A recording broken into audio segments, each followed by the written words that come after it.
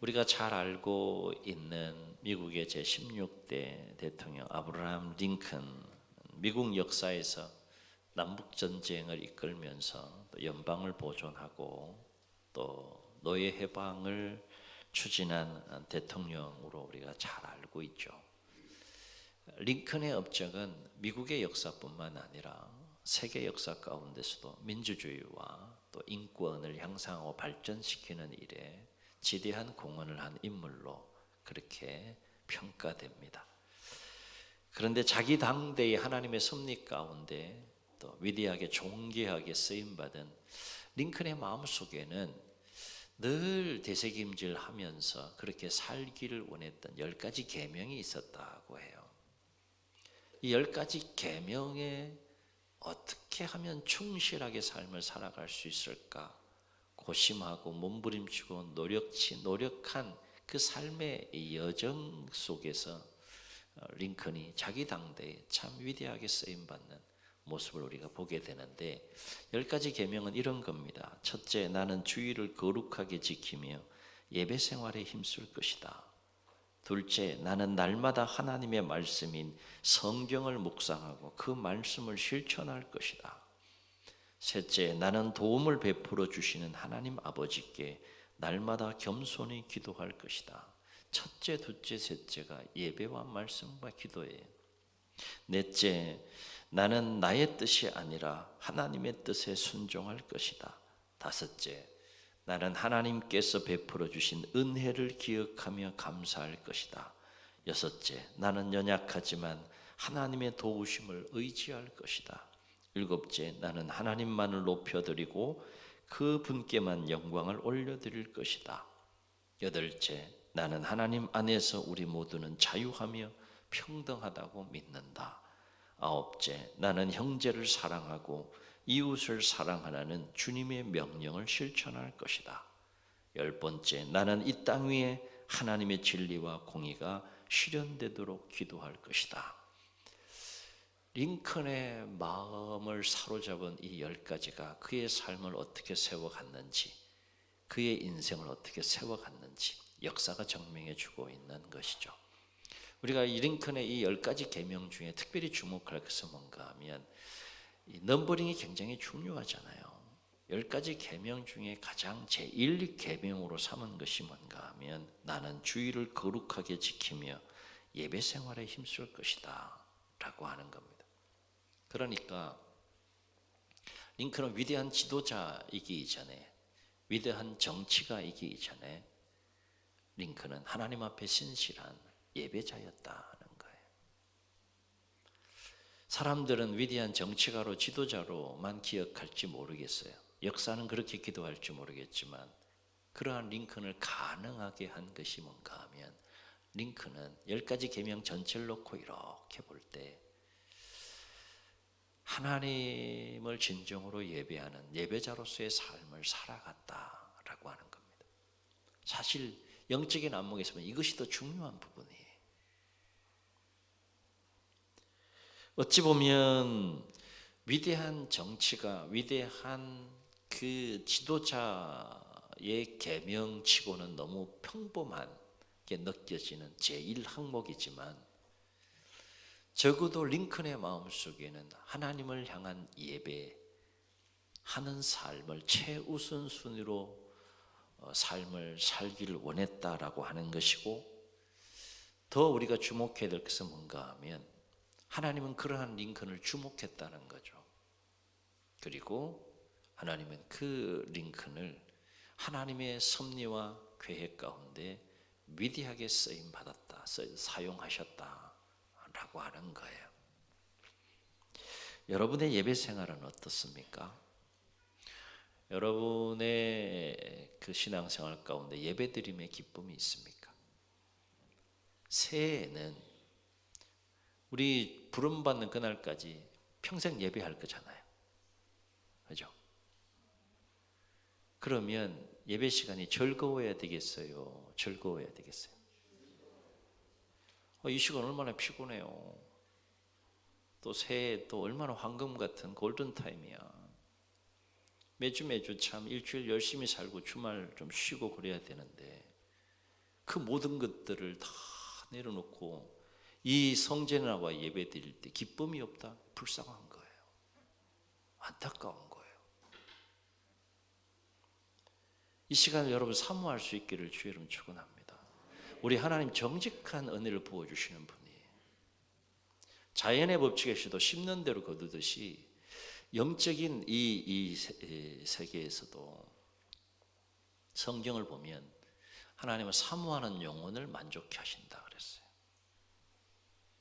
새해에는 더욱더 이 예배드림의 기쁨 있기를 소원하고, 그러려면 예배드림의 기쁨이 있으려면 하나님의 은혜를 사모하는, 예배를 사모하는 마음이 있어야 되는 거죠. 배고플 때 밥이 맛있어요, 맛있어요? 반찬이 맛이 없는데 시장이 반찬이라는 말이 있잖아요. 우리 몸도 그렇잖아요. 우리 영혼도 마찬가지다. 우리 영혼이 좀 가난해져야 된다. 너무 부유한 시대에 우리가 살고 있기 때문에, 너무 이 평안한 시대에 우리가 살고 있기 때문에 우리의 이 영이 가난해지는 게 참 쉽지 않은데, 새해에는 우리의 영이 좀 가난해져야 돼요. 그래서 예배에 대한 갈망이 있어야 되고 갈급함이 있어야 되고, 그래서 오늘 이 다윗에 대한 이야기가 우리 모두에게 새로운 도전이 될 수 있기를 주의 이름 축원합니다. 시편 84편은 하나님의 임재의 처소인 성전을 열렬히 사랑하고 사모하는 시인의 내적인 그 기쁨과 즐거움을 표현한 시예요. 물론 시인이 여기에서 간절히 성전을 사모한다는 것은 어떤 장소나 건물로서의 어떤 사모하는 마음이 아니라, 그 성전은 하나님이 임재하는 처소이고 장소이기 때문에, 하나님이 계신 곳이기 때문에 성전을 사모한다는 것은 하나님의 은혜를 사모한다는 것이고, 예배를 사모하는 마음이 충만함을 표현한 것이다 라고 하는 거죠. 시편 84편 표제를 보게 되면 누구의 시로 되어 있습니까? 고라 자손의 시라 이렇게 되어 있지만, 누가 이 시를 지었는지에 대해서 몇 가지 견해가 있어요. 그 중에서 특별히 대개의 학자들은 이 84편의 시를 누가 지었느냐라는 의견에, 대부분의 학자들은 다윗 시대에 다윗이 압살롬의 반역, 아들 압살롬의 반역을 피해서 도피하는 그 상황 속에서, 도피한다는 것은 성전의 개념을 보면 예루살렘에 있는 그 성소를 떠나야 되는 것이고, 성소를 떠난다는 것은 성소에서 예배드리는 그 삶과 멀어질 수밖에 없는 상황 속에 놓여 있는 그 상황 속에서 지은 시가 바로 이 시편 84편으로 봅니다. 이런 일을 감안하게 되면 표제의 본문의 저자로 소개된 고라 자손들은 다윗과 함께 이 피난길, 도피길에 오른 자들이고, 이 고라 자손들은 어쨌든 성소에서 하나님을 평생 구별하여 섬기는 자들인데, 도피길에서 다시 다윗과 함께 이 예루살렘으로 돌아와서 성소에서 하나님을 섬기고 예배하기를 갈망했던 경건한 자들로 볼 수 있다는 겁니다. 이런 맥락에서 보면 시편 84편은 다윗이 시를 짓고 고라 자손들이 그것을 잘 보관하여서 성전 예배에 사용한 것으로 우리가 또 알 수 있게 되고, 그렇게 볼 때 우리는 시편 84편을 통해서 다윗이 아들의 반역으로 인하여서 성전을 떠나 도피할 수밖에 없는 상황 속에서 얼마나 그 성전을 사모하고 그리워하며 그 성전에서 하나님을 예배하기를 사모했는지를 시편 84편을 통해서 절절하게 우리가 느낄 수가 있다. 물론 성전은 솔로몬 시대 때 지어졌습니다. 다윗 시대 때는 다윗성에 이제 법궤가 다윗의 장막에 옮겨지고, 또 그것을 성소로 삼아서 다윗이 예배를 했지만, 다윗에게 이 성소는 성전이나 마찬가지의 마음이었다는 것이죠. 그래서 다윗은 1절로 2절에서 이렇게 노래해요. 만군의 여호와여, 주의 장막이 어찌 그리 사랑스러운지요. 내 영혼이 여호와의 궁정을 사모하여 쇠약하며 얼마나 그 여호와 하나님의 성소를 사모했으면 영혼이 막 쇠약할 정도로 사모했다. 그래서 내 마음과 육체가 살아계신 하나님께 부르짖나이다 이렇게 노래해요. 그리고 10절을 보면 이렇게 고백하며 노래합니다. 주의 궁정에서의 한 날이 다른 곳에서의 첫날보다 나은 자. 참 놀라운 고백이에요. 성전에서 함께 하나님과 함께 있는 그 하루가 성전을 떠난 다른 곳에서 첫날보다 더 귀하다. 그래서 악인의 장막에 거하는 것보다 내 하나님의 성전에 문지기로 있는 것이 나는 좋다. 10절에서 이렇게 고백해요. 오늘 예배에 참여한 우리의 심령이 이와 같은 고백이 있다 그러면 얼마나 좋을까. 예배의 자리에 막 오고 싶어야 되는데 주의 궁정에서의 한 날이 다른 곳에서의 첫날보다 나은 점. 악인의 장막에 거하는 것보다 내 하나님의 성전에 나는 문지기로 있는 것이 더 좋다.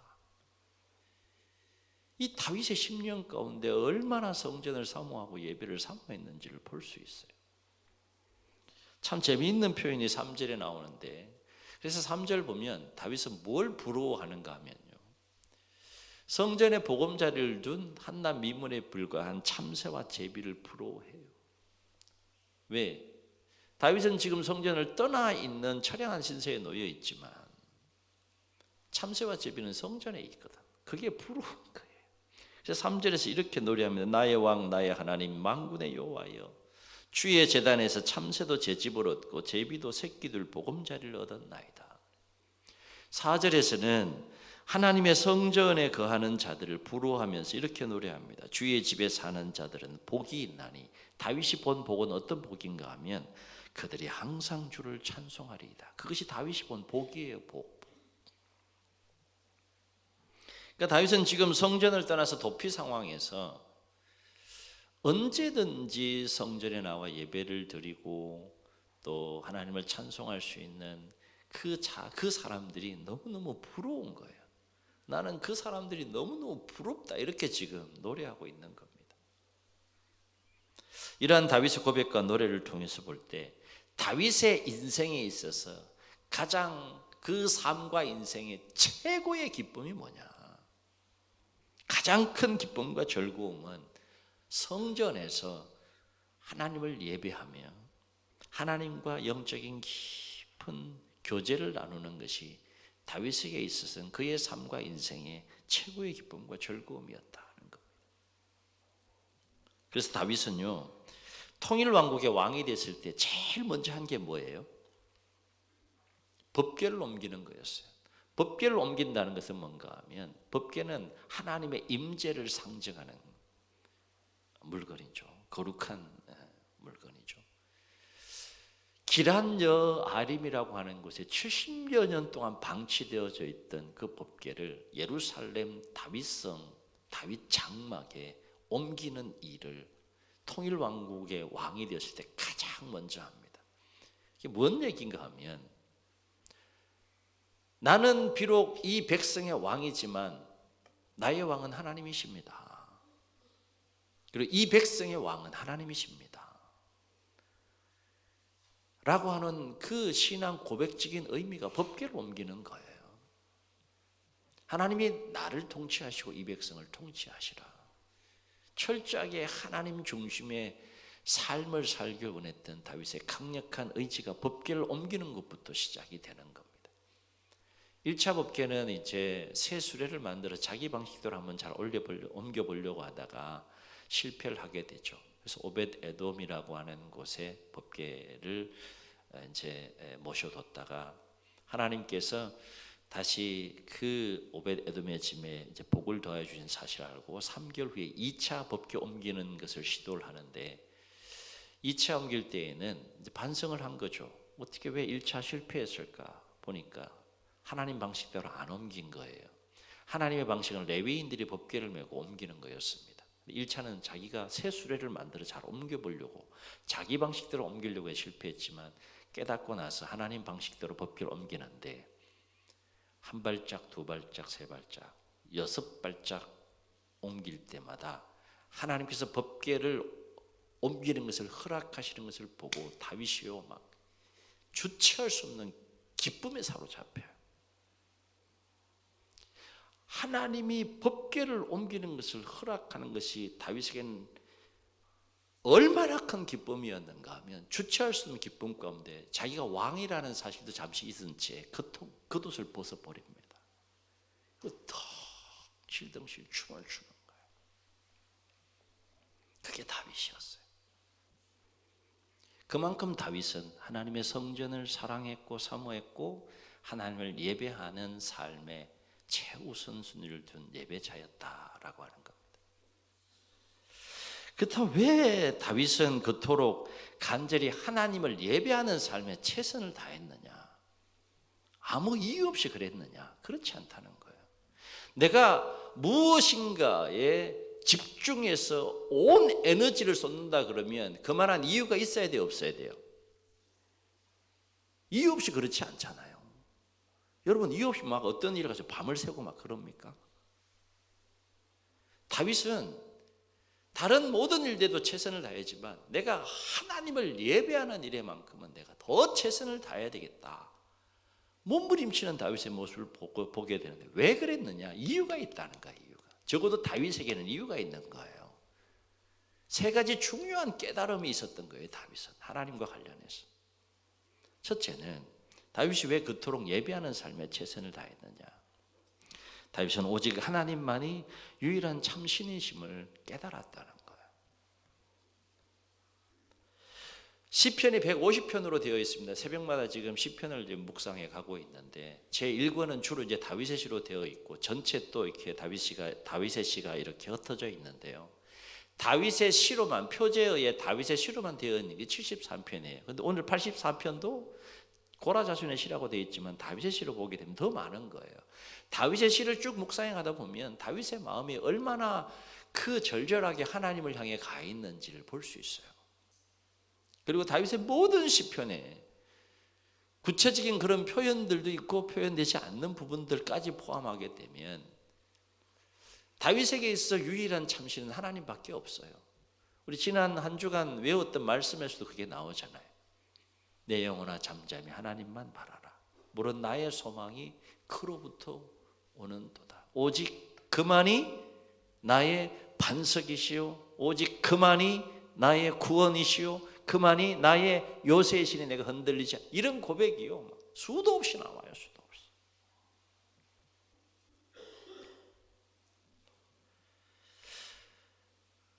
그래서 다윗은 다윗의 시를 보게 되면 하나님께서 만물을 창조하신 것을 노래합니다. 만물을 통치하고 다스리는 걸 다윗은 노래하는 것을 보게 돼요. 여러분 한번 생각해 보죠. 세상에 신이 얼마나 많은 신이 있어요? 수도 없이 많죠. 막 셀 수가 없어, 셀 수가. 사람들이 신으로 섬기는 대상이 수도 없이 많아. 근데 진짜 신은 인정합니까? 고백하십니까? 사람이 만든 신이 신이에요? 아니잖아. 신이 사람을 만들어야지. 근데 어떻게 사람이 신을 만들어? 그래 놓고 사람이 만든 신을 사람이 신이라고 생각하고 섬기는 것을 우상이라 그러잖아요. 그래서 그냥 욕망이 있는 거예요. 신이라고 만들어 놓고 당신이 내 욕망, 내 생각을 이루어 달라. 소원을 이루어 주고 둥근 달, 둥근 해 보고 소원 빌라 그러고. 사람이 만든 우상도 참 신으로 최선을 다해서 사람들이 섬기잖아요. 그런데 하물며 진짜 참 신이 되시는 만물을 창조하시고 주관하시고 다스리시는 분이 하나님이신 것을 발견하고 깨닫게 된다 그러면 우리 전 인격이 그 앞에 무릎을 꿇을 수밖에 없고 하나님을 예배할 수밖에 없는 거예요.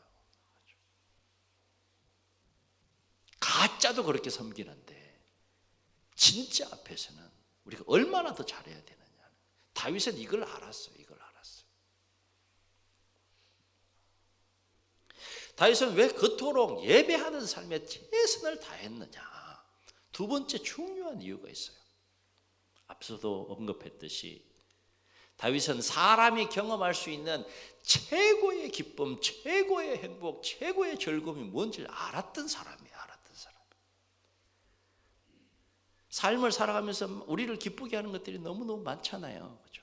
새해 많이 생길 수 있기를 주의 이름으로 축원합니다. 네. 그런데 다윗에게는 이 세상에 줄 수 있는 그 어떤 기쁨보다도 최고로 기쁘게 여긴 최고의 즐거움이 되었던 사람이 누릴 수 있는 최고의 기쁨이 뭔지를 알았네. 그것이 뭔가 하면 예배를 통해서 하나님께서 부어주시는 영적인 즐거움이었다는 거예요. 영적인 기쁨이었다는 거예요. 이거는 맛보고 체험한 사람만이 누리고 고백할 수 있는 겁니다.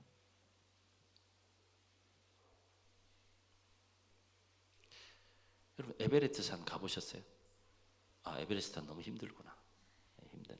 그긴 좀 힘들다. 나야가라 가보셨어요? 평생 살면서 한 번도.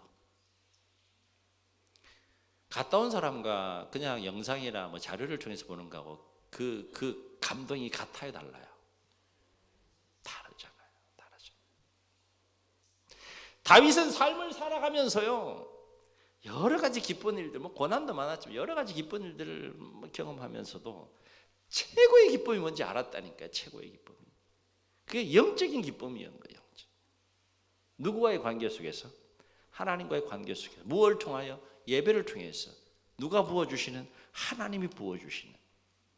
왜 다윗에게 있어서는 예배를 통해 경험하는 영적인 기쁨이 최고의 기쁨이었느냐?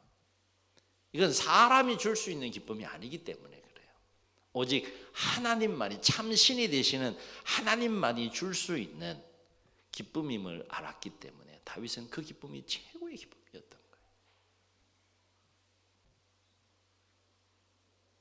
그래서 다윗은요, 시편 71편 5절, 6절, 8절, 14절에서 이렇게 노래해요. 우리 함께 읽습니다. 시작. 주 여호와여, 주는 나의 소망이시요 내가 어릴 때부터 신뢰한 이시라. 내가 모태에서부터 주를 의지하였으며 나의 어머니의 배에서부터 주께서 나를 택하셨사오니 나는 항상 주를 찬송하리이다. 주를 찬송함과 주께 영광 돌림이 종일토록 내 입에 가득하리이다. 나는 항상 소망을 품고 주를 더욱더욱 찬송하리이다. 아멘. 어려서부터 뭐 했다는 거예요? 예배자로 살았다는 거예요. 아무 이유 없이? 아니에요. 다윗이 하나님을 향하여 예배하며 나아갈 때 하나님이 다윗에게 뭘 주셨다는 거예요? 기쁨을 주셨다는 거예요. 기쁨. 영적인 기쁨을 주셨다는 거예요. 하나님과 교제하는 기쁨을 주셨다는 거예요. 그리고 다윗은 깨달아요. 이 기쁨이 사람이 누릴 수 있는 최고의 기쁨이구나. 이걸 다윗이 아는 거예요. 그 기쁨을 아는데 하나님이 예배하지 않을 수 있겠어요? 예배하는 거죠. 예배할 때마다 기쁨이 더 충만해지는데, 예배할 때마다 막 계속 스트레스 받는 게 아니라, 예배할 때마다 막 마음이 우울해지는 것이 아니라, 예배를 드리는 횟수가 더해갈수록 뭐 하는 거예요? 기쁨이 더해지는 거예요. 다윗은 그걸 느낀 거예요. 어려서부터 항상 주를 찬송하고 예배했다 그러잖아요. 다윗은 왜 예배하는 삶에 그토록 진심이었고 최선을 다했냐? 또 한 가지 중요한 이유가 있어요. 다윗의 인생 전체를 통으로 놓고 보면 중요한 또 한 가지 이유가 있는데, 그것이 뭔가 하면 자신의 모든 삶이 하나님의 주권 아래에 있다는 것을 다윗은 깨달았어요. 인생은 내 힘으로 사는 것이 아니구나. 내 수고와 땀만으로 살 수 있는 것이 아니구나. 다윗은 이걸 알았어요. 여러분, 다윗은 이스라엘 역사 가운데 가장 전쟁을 많이 치른, 피를 가장 많이 흘린 사람이에요. 얼마나 많은 위기를 맞닥뜨리면서 삶을 살았겠어요. 다시 말해, 다윗은 하나님을 예배하는 삶에 최선을 다하는 것이 내가 이 인생, 하나님이 허락해 주신 인생을 복되게 사는 비결이고, 하나님께 허락해 주시는 이 인생을 승리하는 비결이구나, 이거를 절절하게 느꼈던 사람이 다윗이었다. 다윗이 만나고 다윗이 경험한 하나님은 인생의 모든 생과 사, 화와 복을 주관하시는 하나님이셨다는 거예요. 그러니 하나님을 예배하는 최선을 다할 수밖에 없는 거예요. 내 인생이 하나님의 손에 달려있는데 내 손에 달려있는 것이 아니라, 그럼 어떻게 하면 하나님의 마음을 감동시킬까? 여러분, 무엇으로 하나님을 감동시키겠습니까? 엄청난 업적을 이루어서 감동시키겠습니까? 하나님이 무엇에 감동하고 무엇에 기뻐하는지 성경은 우리에게 가르쳐주고 있는데, 무엇에 하나님 감동하세요? 예배하는 거예요. 아브라함을 불러서요, 마지막까지 테스트한 게 뭔가 하면, 아브라함이 진정 나를 예배하는 예배자인가, 그거 테스트했어요. 모리아산에 아들 바쳐라. 그리고 정말 아브라함이 아들을 바치러 제단 모리아산을 가잖아요. 그리고 칼을 들고 제단에 제물로 아들을 뜨려고 하는 순간 하나님이 탄복합니다. 그래서 뭐라 그래요? 아브라함아, 아브라함아, 멈춰라. 그리고 미리 예비한 양을 가지고 제단에 바치라고. 내가 이제야 네가 나를 얼마나 사랑하는지 경외하는지 내가 알겠다. 하나님은 하나님을 예배하는 일에 감동하세요. 감동. 오늘 다윗에 대한 이야기지만 사실 하나님의 사람들의 삶의 중심에는 예배가 있었어요. 예배.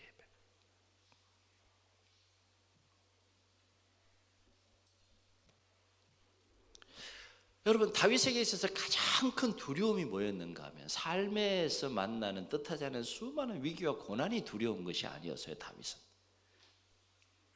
다윗에게 가장 큰 두려움은 뭔가 하면 하나님이 떠나는 거예요. 하나님의 은혜가 떠나는 거예요. 하나님이 떠나고 하나님의 은혜가 떠나는 걸 가장 두려워했던 인물이 다윗이에요. 하나님을 떠나면 내 인생은 무너진다. 내 삶은 무너진다. 하나님을 떠나면 내 인생은 아무것도 아니다. 이걸 알았던 사람이 다윗이었어요.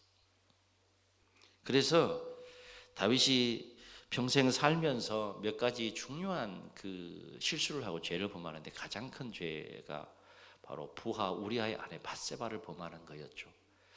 그 죄를 범하고 나니까 두려운 거예요. 뭐가 두려웠는가 하면 하나님이 두려운 거예요. 하나님이 그 죄로 인해서 떠날까 봐 두려움 속에서 마음을 찢고 통회하고 자복하는 내용이 시편 51편에 나옵니다.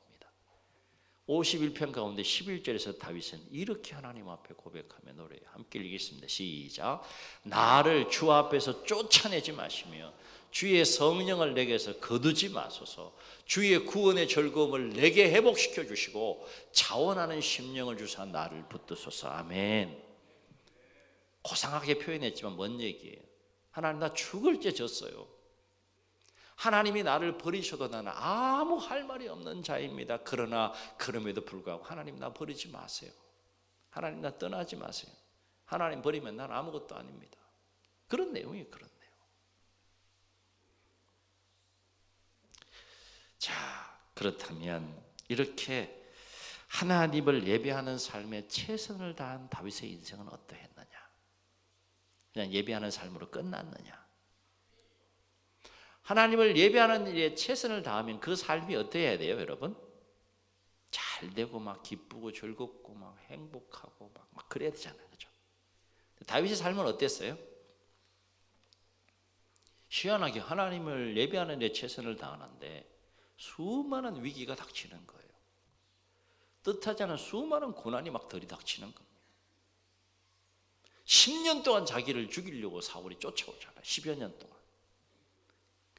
아들이 반역해서 또 자기를 죽이려고 쫓아오고. 그 외에도 수많은 위기와 고난들이 다윗에게 있었어요. 이상하잖아요. 하나님을 예배하는 데 최선을 다하면 하나님 책임져 주셔야지. 왜 그런 위기와 고난이 있느냐?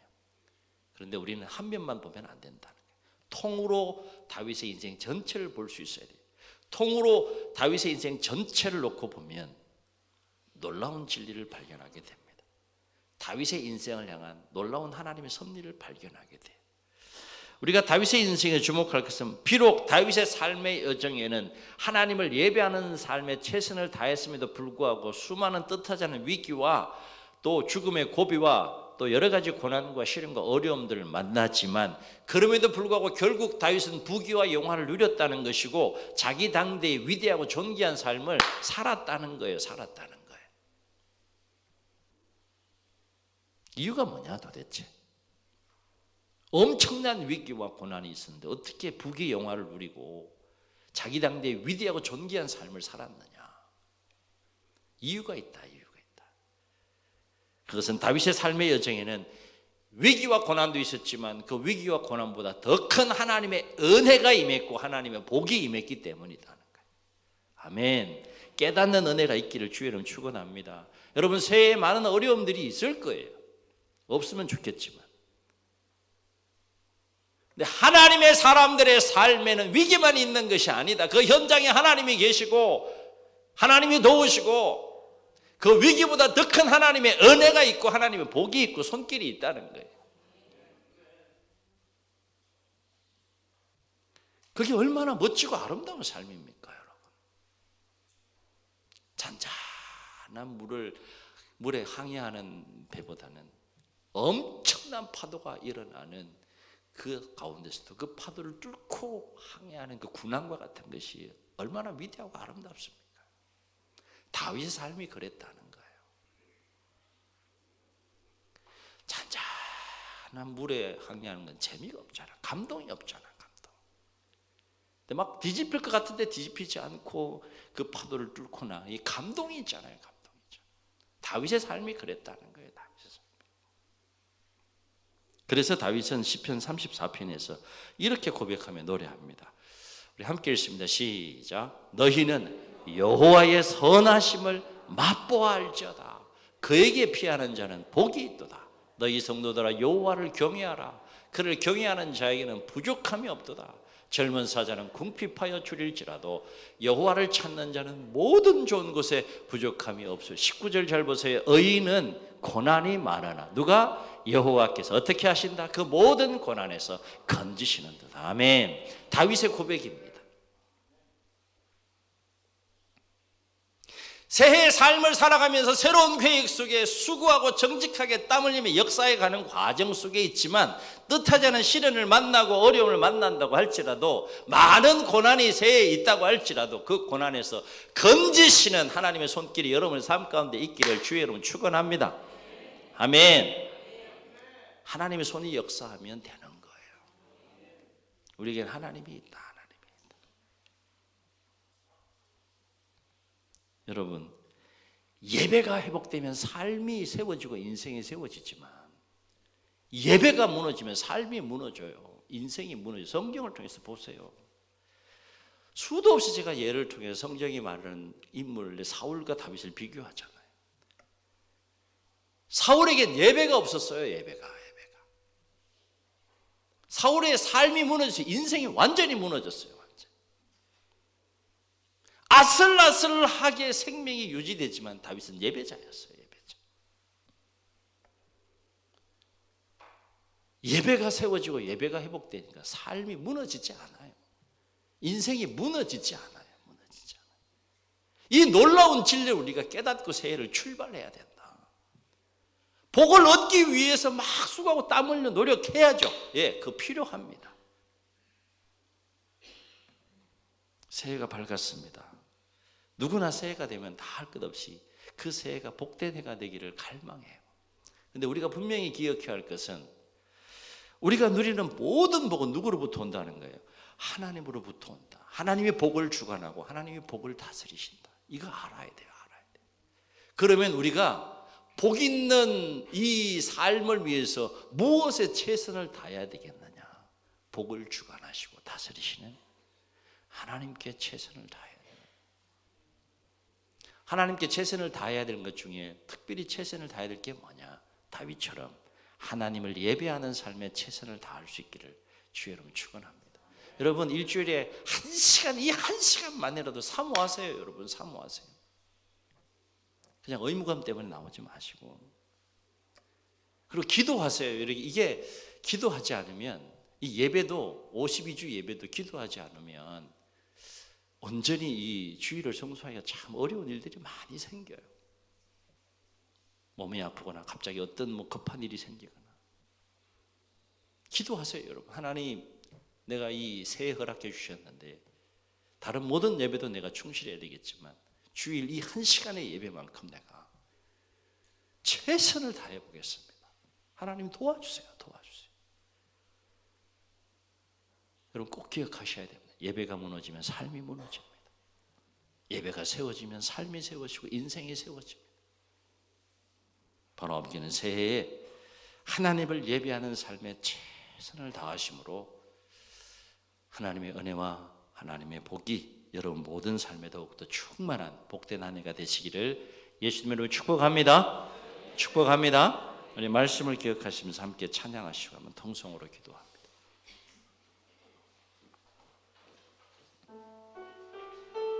우리 고백하며 찬양합시다.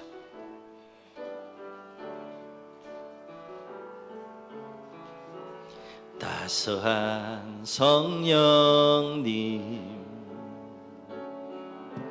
마음으로 보내 내 몸을 감싸며 주어지는 평안함 만족함을 느끼네 사랑과 진리에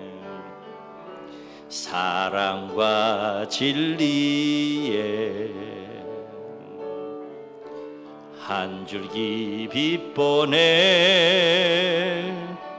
내 몸을 감싸며 주어지는 평안함 그 사랑을 느끼네 부르신 곳에서 나는 예배하네 어떤 상황에도 나는 예배하네 부르신 곳에서 나는 예배하네 어떤 상황에도 나는 예배하네 내가 걸어갈 때 길이 되고 살아갈 때 삶이 되는 그곳에서 예배하네 내가 걸어갈 때 길이 되고 살아갈 때 삶이 되는 그곳에서 예배하네 부르신 곳에서 나는 예배하네 어떤 상황에도 나는 예배하네 부르신 곳에서 나는 예배하네 어떤 상황에도 나는 예배하네 주님 눈을 감으시고 말씀을 기억하시면서 통성으로 기도하시겠습니다. 새해가 되면 우리 서로 축복하며 인사합니다. 새해 복 많이 받으세요. 믿는 자건 믿지 않는 자이건 복을 빌며 서로 인사합니다. 그러나 복을 주관하시는 분, 복의 근원이 되시는 분, 복을 다스리시는 분은 하나님이신 것을 우리가 알아야 합니다. 세상에 수많은 신들이 있지만 참 신은 여호와 하나님 한 분이시고 그 하나님이 예배를 통해 부어주시는 기쁨이 인간이 누릴 수 있는 가장 최고의 기쁨인 것을 우리가 알아야 하고 우리의 모든 삶이 하나님의 주권 아래에 있음을 다윗이 깨닫고 고백하며 예배했던 것처럼